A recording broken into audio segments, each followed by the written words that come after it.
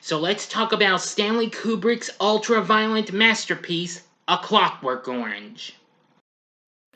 Big D's Entertainment Rankings and Reviews. So greetings, my fellow YouTubers, and welcome to Big D's Entertainment Rankings and Reviews. My name is Joel, better known to you as the Big D, and this time around I bring to you a review of the 1971 dystopian crime flick, A Clockwork Orange, released by Warner Brothers, adapted, produced, and directed by Stanley Kubrick after he did 2001: A Space Odyssey, based on Anthony Burgess's 1962 novel of the same name, starring Malcolm McDowall. It employs disturbing, violent images to comment on psychiatry, juvenile delinquency, youth gangs, and other social, political, and economic subjects in a dystopian near-future Britain. Now, I recently watched this for the first time last month on Netflix, and I gotta tell you, it was something.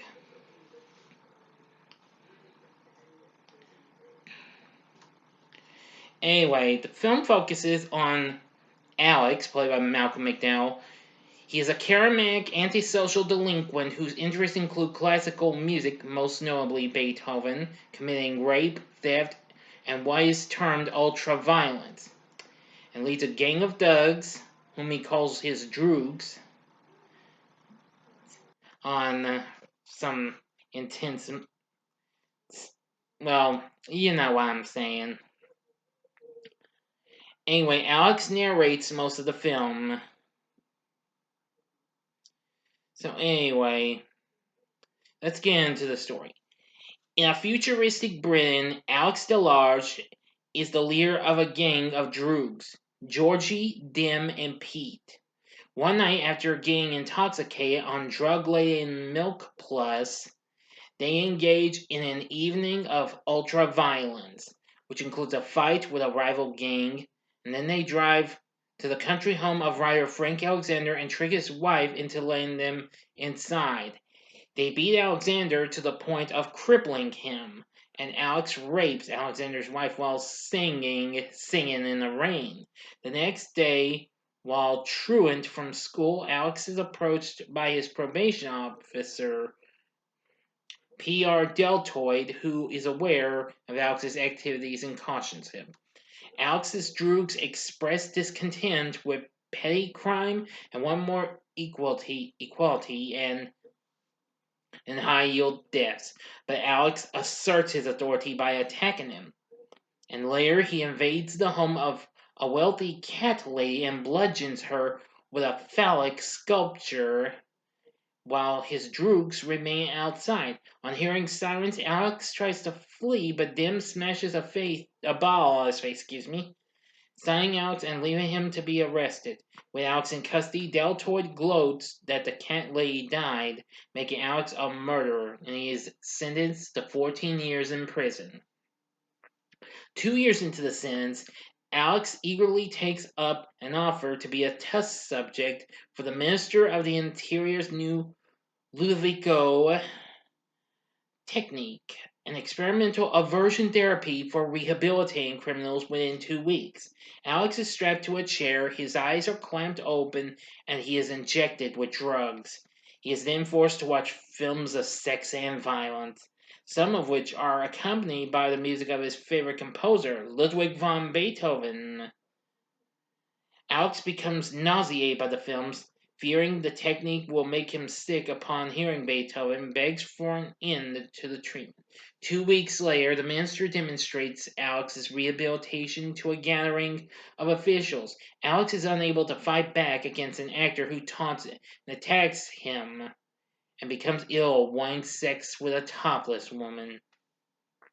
The prison chaplain complains that Alex has been robbed of his free will. However, the minister asserts that the Ludovico technique will cut crime and alleviate crowding in prisons.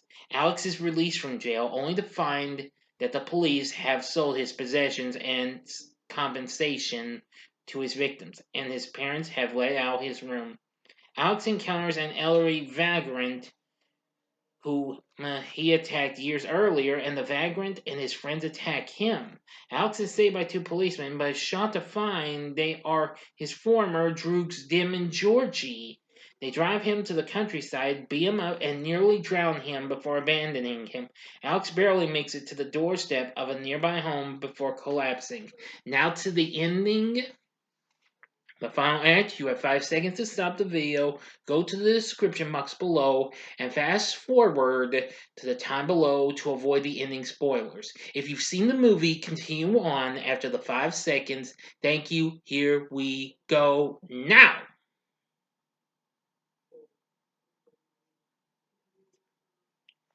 Okay, you've been warned.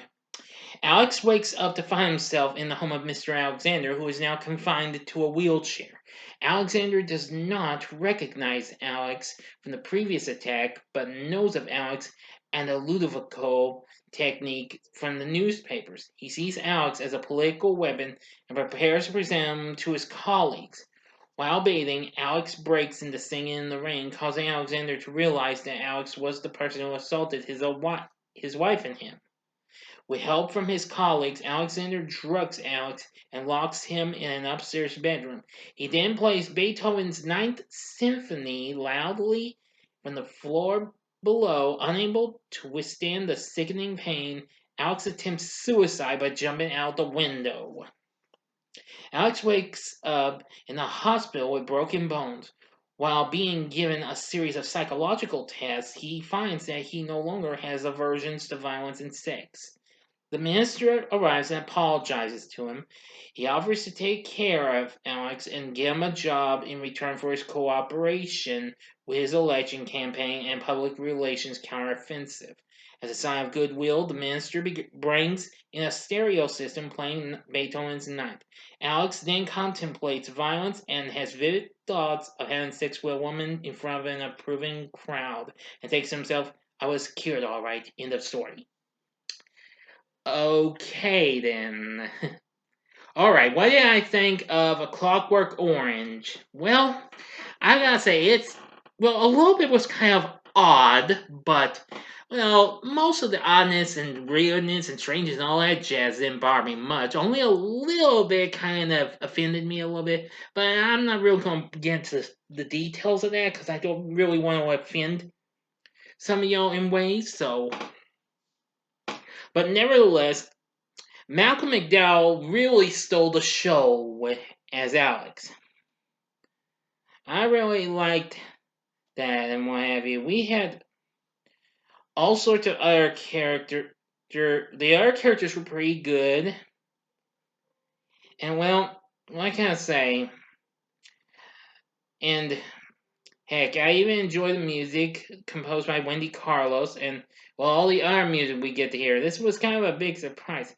There were some differences between the film and the novel, though Kubrick's film is relatively faithful to the novel, among only the final positive chapter in which Alex matures and outgrows sociopathy. And that's that. But anyway, there's lots of other things. But this was only a first time watch for me. So anyway, the film went on to make 26 million in North America, and however would go on to become a cult classic. Though met with mixed reviews, it still did pretty well and has become a cult classic over the years. And I like that. I mean, it's pretty darn intense and what have you. I mean, if we had gotten this, we couldn't have gotten any other types of brutal movies. Like, take Fight Club, for instance, which I'll be reviewing that later in the month. But even so, A Clockwork Orange is definitely worth a watch. So, would I recommend it? Hell yeah. This is something you ought to check out. It is intense in some parts. Again, I really did enjoyed this and what have you. It was pretty good. Just had a few things I wasn't too comfortable with, but I really enjoyed a lot. But more of it than you get the point. I hope. But anyway, that's about it. I do think Kubrick's directing in this was real good, and the screenplay wasn't too bad either. I mean, I know it had some mostly remained pretty loyal, but it did have a few misses in the story from what I've read from my source. But anyway, and Malcolm McDowell's performance was absolutely superb. So anyway, check out Clockwork Orange. You might enjoy it. But if you have seen the movie, please tell me what you thought about in the comment section below. If you like this video, click the like button below. Subscribe to my channel as well and be a part of the Big D Nation. Join me next time when I bring to you a review of Broken Arrow with John Travolta and Christian Slater.